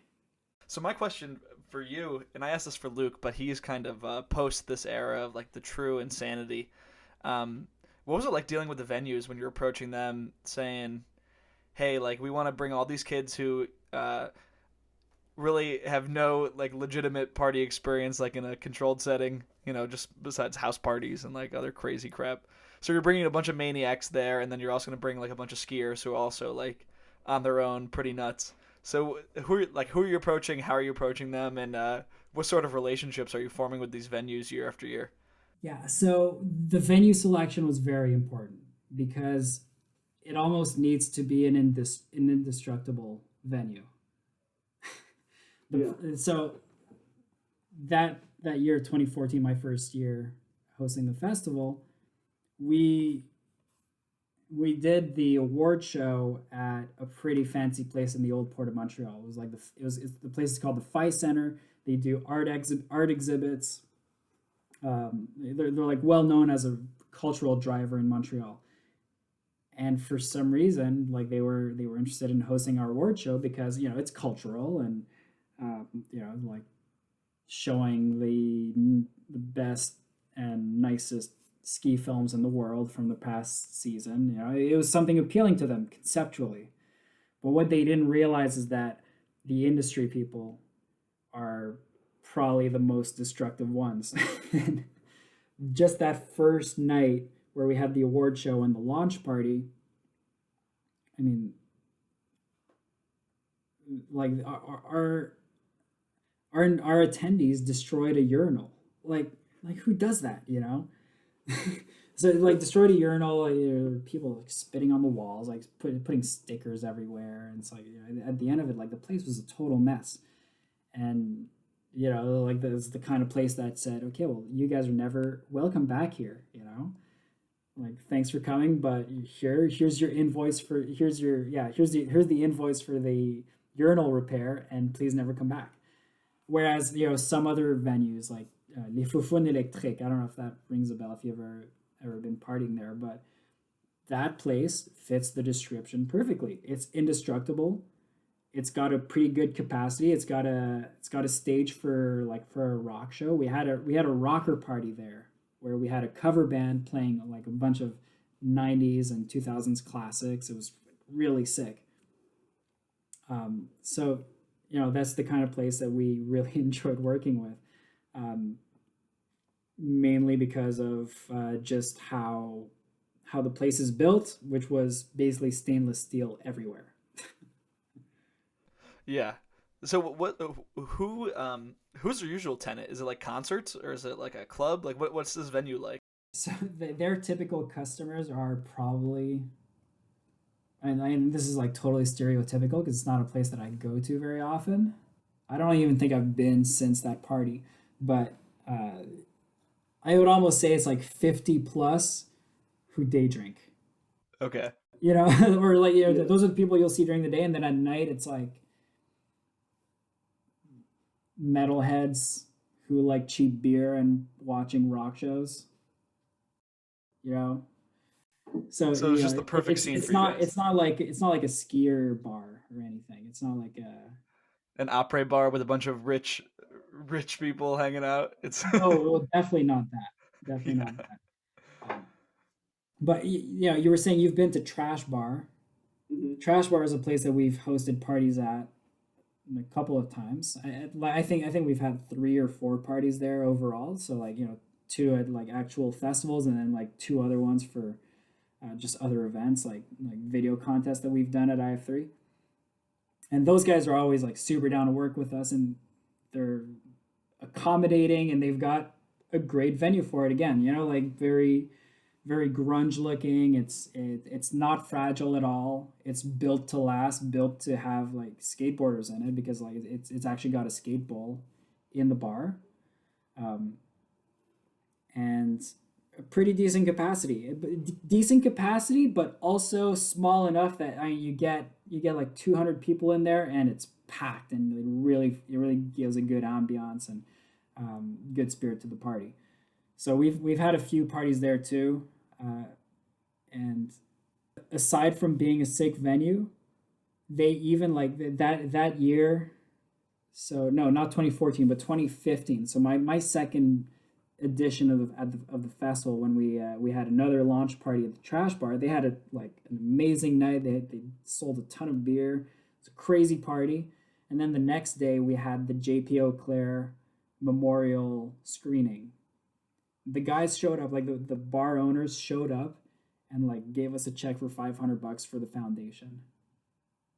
It was like just like saying a thank you for coming to the party, and because like they had a really good night and they just wanted to give back, and I was like, wow. You wouldn't really expect that from a bar owner, just like stereotypically. No, those guys were actually like real good shit and wanted to support the community, and they come from a skateboarding background, so I think they kind of get it on a certain level too. Yeah, that's awesome. Do you ever think that, although it probably wouldn't be in Montreal, that the Newschoolers Awards have a future that includes huge, insane parties? Maybe, yes, but we would have to. The venue would have to change for that, because doing something in the context of Dew Tour and at Dew Tour in a mountain town like at Copper, although mountain town, if you do something like say at Whistler or at Breckenridge, it's maybe different from doing it at Copper, because Copper doesn't have as much of a nightlife as some of these other mountain towns do. So when we did it at Copper, we said, okay, yeah, we're gonna do our award show, and then we'd like to do an after party, and then like the people of the venue, like the venue managers are saying like, well, we could open up the bar for you guys downstairs, and you guys could go have the party there. And we're like, well, ideally we'd like to do it in the same venue as the award show. Like even if it's just moving downstairs, it's enough movement to lose some people, that's for sure. But they said like, because this place was connected to a hotel, you can't stay in there and make noise past 11. So okay, fair enough. We'll take the bar downstairs, and then it was fun, but like the after party turned into maybe like, call it 70 people chilling at the bar, ordering food, ordering drinks, which was fun, but it wasn't a fucking after party. Like it wasn't smashing urinals fun. No, it was not smashing urinals fun. Thank God. Yeah. Oh, that's awesome. So maybe eventually, but I think if we were to have an actual party for the award show, it would have to be more in the context of doing it in Denver or something, or back in Breckenridge, just a place that's more accustomed to having a real nightlife, and maybe not during Dew Tour, because for Dew Tour, athletes need to go to bed and get ready for their runs the next day. They can't get hammered and party until 3 a.m. Which was a big part of why it was fun at IF3 for the athletes. Like they show up and they don't have much responsibility other than showing up to their film screening and presenting the film. So it was like a vacation for them. It was pretty sweet. Yeah, that's so sick. I mean, I think you're in a good place having like that IF3 experience and taking on the responsibility of a new award show. So I think that the Newschoolers Awards has a chance to continue to grow, which is good to see. I hope so. Yeah. So we are getting long, so I'll cherry pick the two viewer questions I'd like to hear again. The first one, throwing it back to your childhood, and I'm gonna need help with pronunciation on the name, but Mathieu, and then the rest of his name. Yeah, Mathieu Alexandre Poupard. You can call him Matt. There we go. So Matt asks, what does PLC stand for? PLC stands for Pour les Cocottes. Pour les Cocottes was something that he and I sort of came up with as we were filming for a ski movie, and we didn't have a title for our ski movie yet. But at some point we decided we'll start using this term PLC, Pour les Cocottes.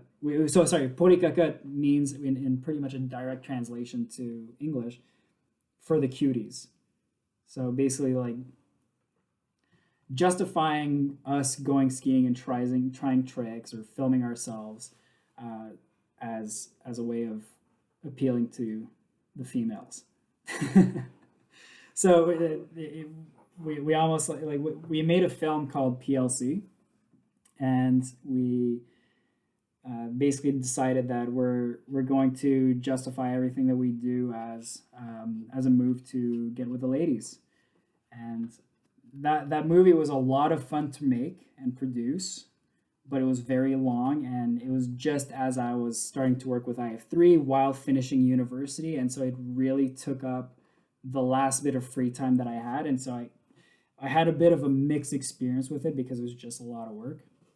But man, it was a lot of fun. We had a nice local premiere with all our friends joining, getting hammered at a local bar. We like rented out a projector and a screen, and it was super fun. That's awesome. Is that available online anywhere? It is. Yeah, it's still on YouTube. I would say like if you're interested, yeah, I would look at the trailer rather than the full movie because the full movie is actually like 20 minutes long, which is really long.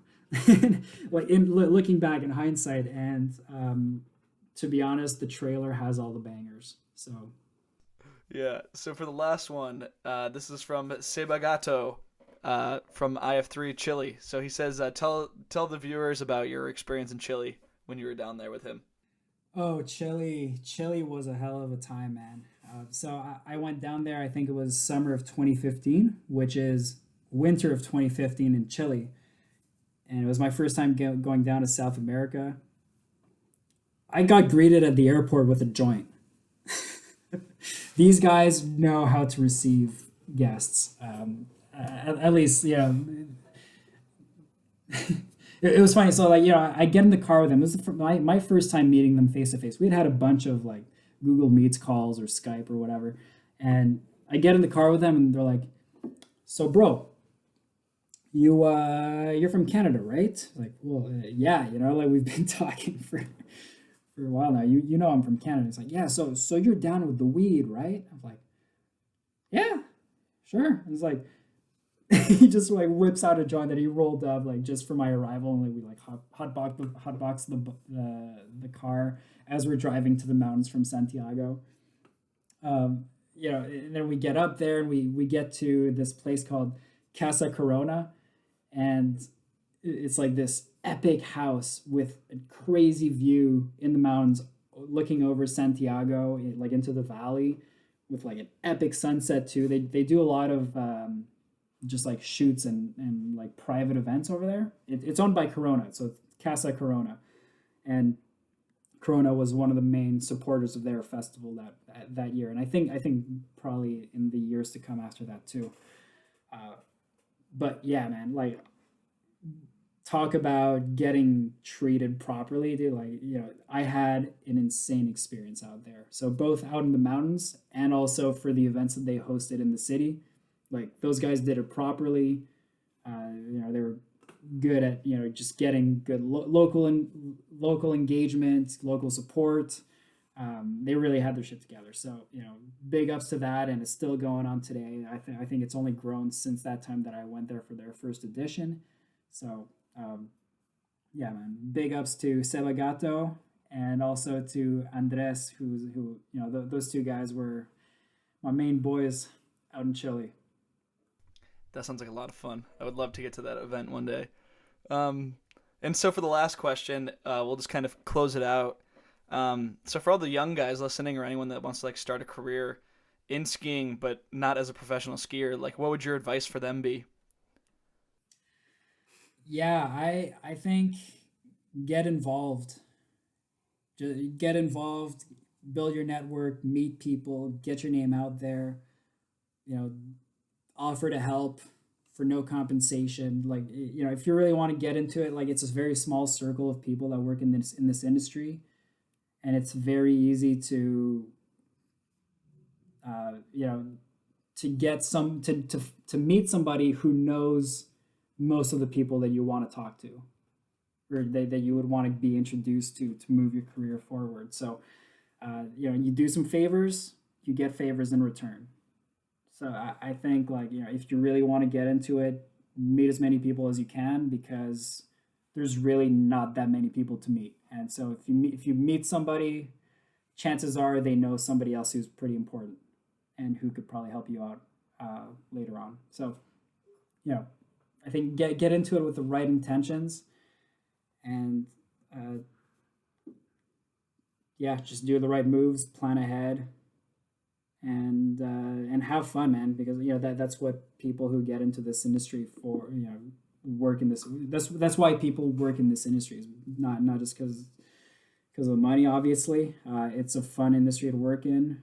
So make sure again you're doing it for the right reasons. That you like the sport, you love the sport enough that you want this to become part of your career, and let that show when you meet people. The good thing is you're not going to be meeting too many people that want to get rich if you're trying to work in the ski industry. So you'll meet a lot of really nice people that are in it for the right reasons. That's for sure. Yeah, a lot of great people who like to party too, in particular, and that's something that I learned really fast at IF3. Yeah.